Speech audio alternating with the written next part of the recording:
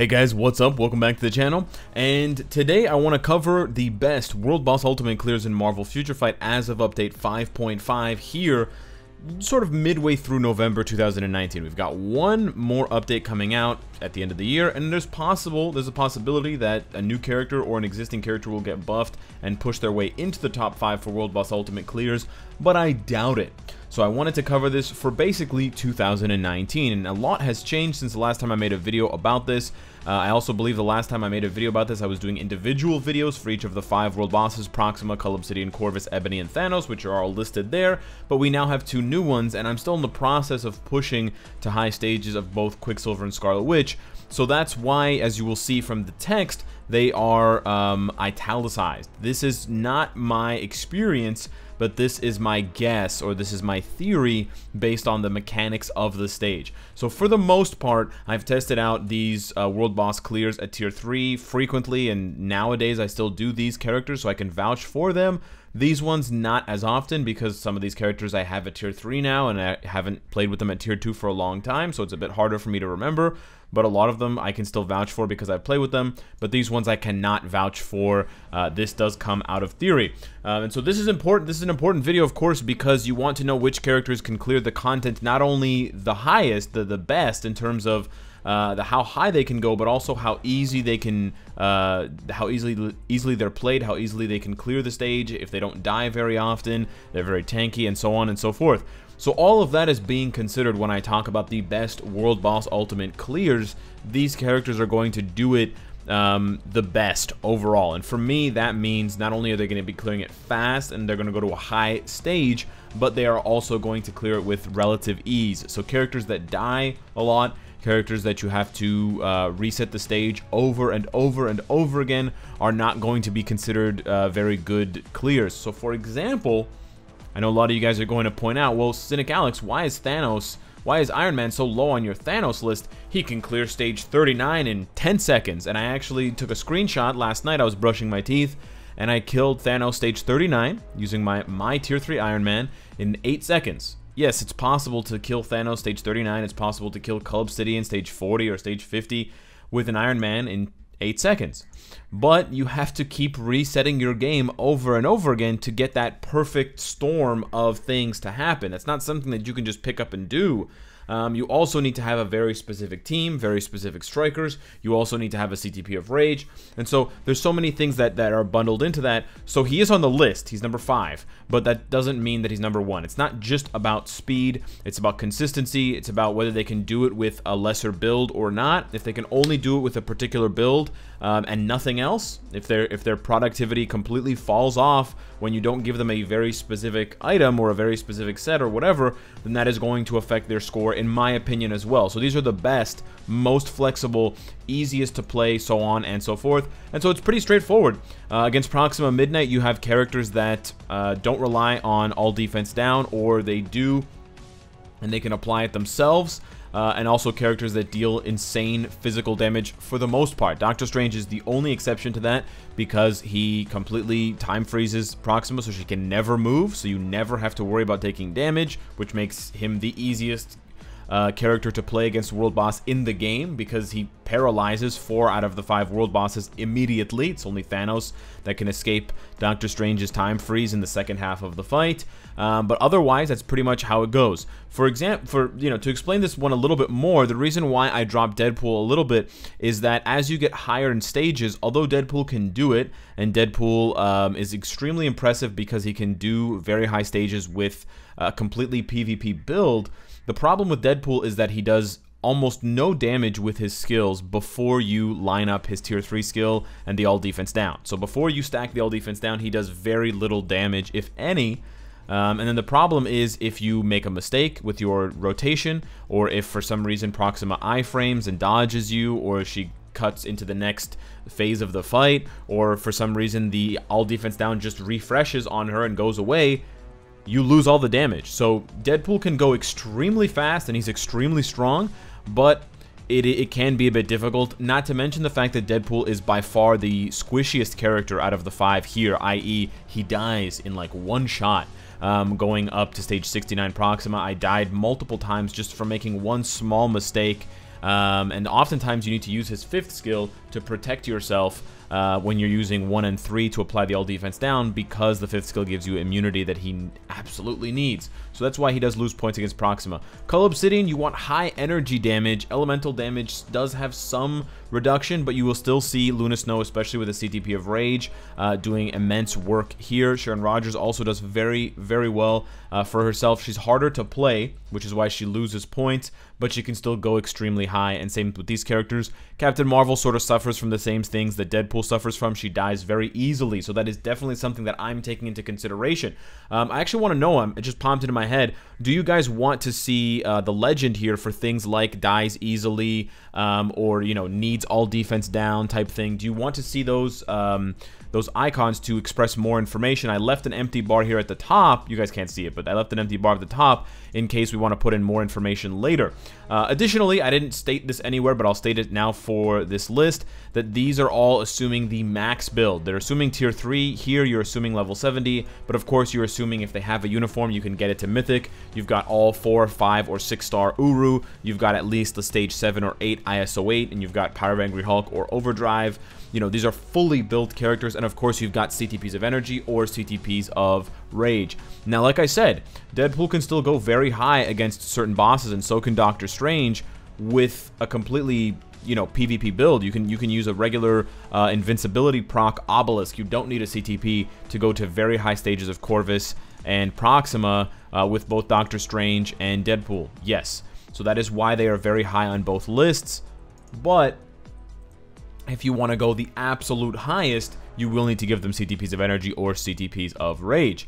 Some of the only non-tier 3s that make it onto these lists, I do want to point them out. Rogue is extremely good against Corvus, whether she has Energy or Rage for Corvus Glaive. She doesn't have the penalty, the penalty of 50% less damage that Blast, Universals, and Combat types have against Corvus, and her all defense down does wonders against him because it applies.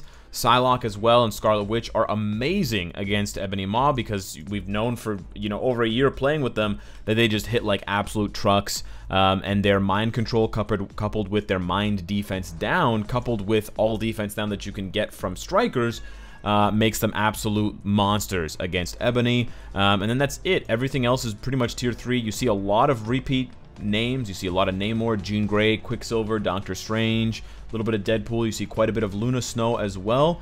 Although, in my opinion, Luna Snow does lose points because she's so fragile.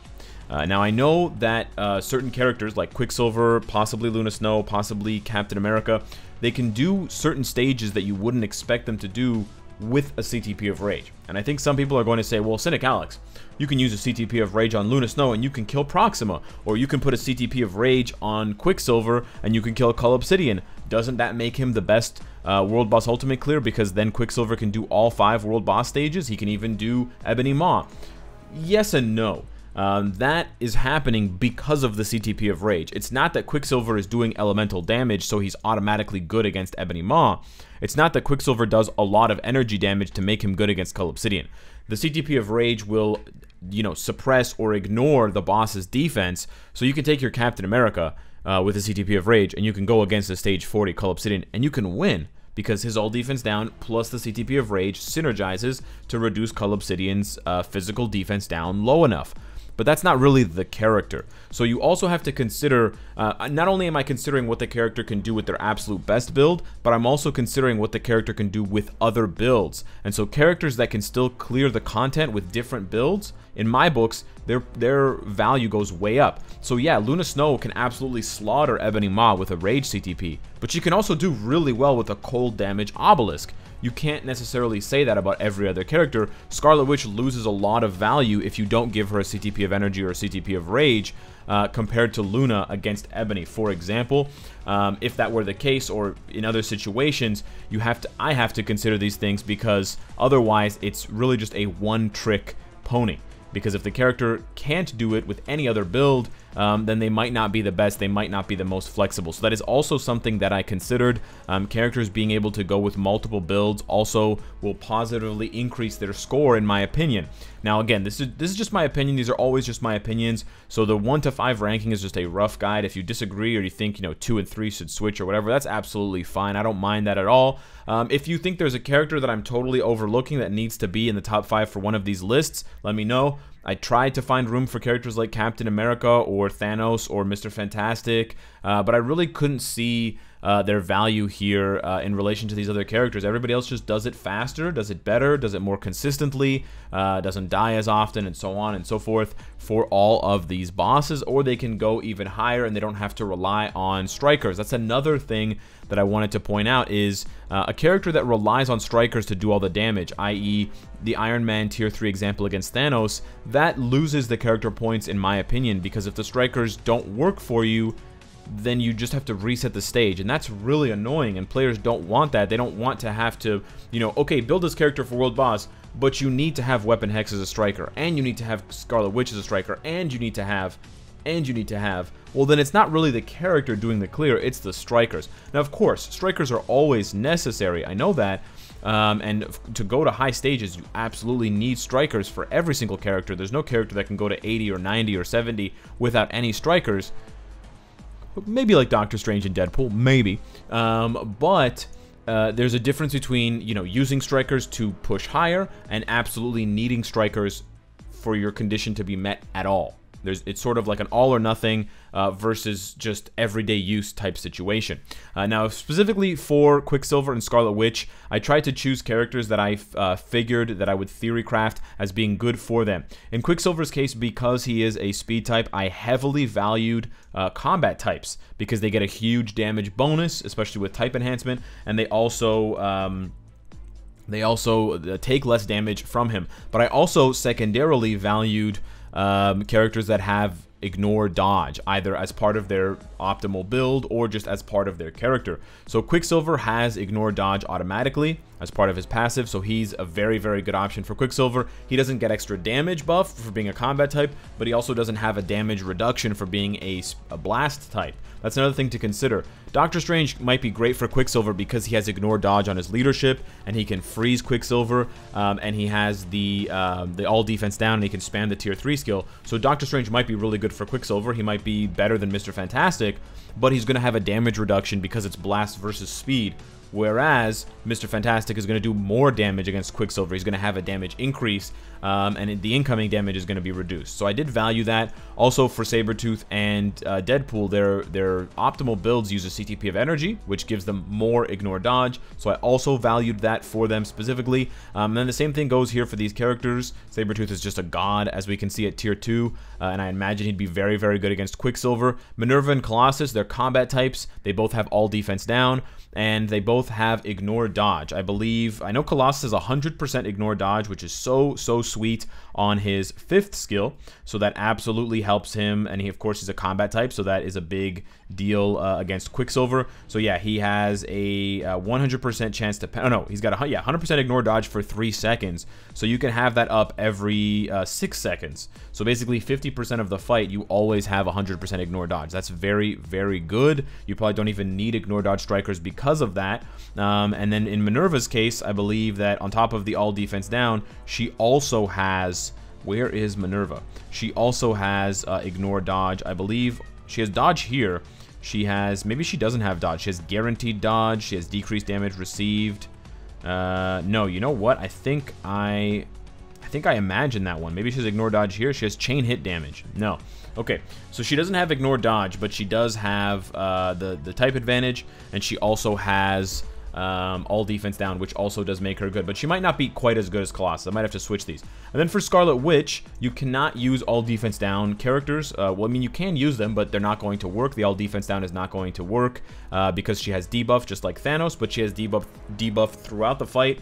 And then she also is a blast type, so you want to use speed types. So although Deadpool is a speed type, the all defense down doesn't work. If you guys don't know, Deadpool without his all defense down, try him against Master Mold or Galactus, GBR, he doesn't do that much damage. So Quicksilver is much, much better. Captain Marvel, although she does energy damage, she's mostly an iframe. She also has Scarlet Witch also has high energy defense. So you want to bring physical damage, speed type characters. So Ronan and Quicksilver are great examples. Deadpool's a good example. And I think Vision actually would be good. I was going to put Rogue here, but her all defense down doesn't work. But Rogue might still be a good option. But I honestly think Vision would be good. He doesn't get the type bonus for being a speed type, but he doesn't get any reduction because he's either Blast or Universal. And then Vision does physical damage on all of his skills, so he actually doesn't take any Reflect, and he doesn't get the damage reduction from her high energy defense.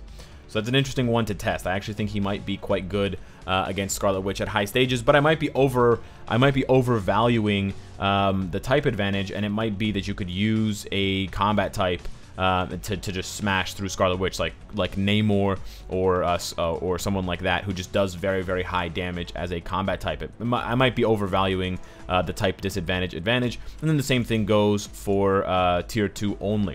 So let me know what you guys think of these best World Boss Ultimate Clear lists. If you want to see me do a video on all of these characters, or if you want to see me do a video, for example, on like the top 1 for each of the world bosses, we can divide it either horizontally or vertically. If you guys want to see more lists, I have more space down here, so I can do more. If you guys want to see like only native tier 2 or no native tier 2 and stuff like that, no strikers, we can or no all defense down, we can do different versions of them. We can just keep iterating over and over and over again.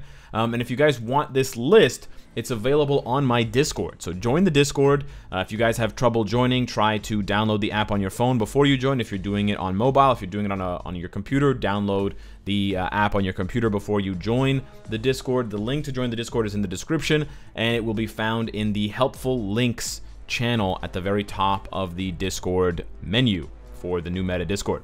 Thank you so much for watching. Let me know what you think. Let me know what your suggestions are, and I will see you in the next one. Take care.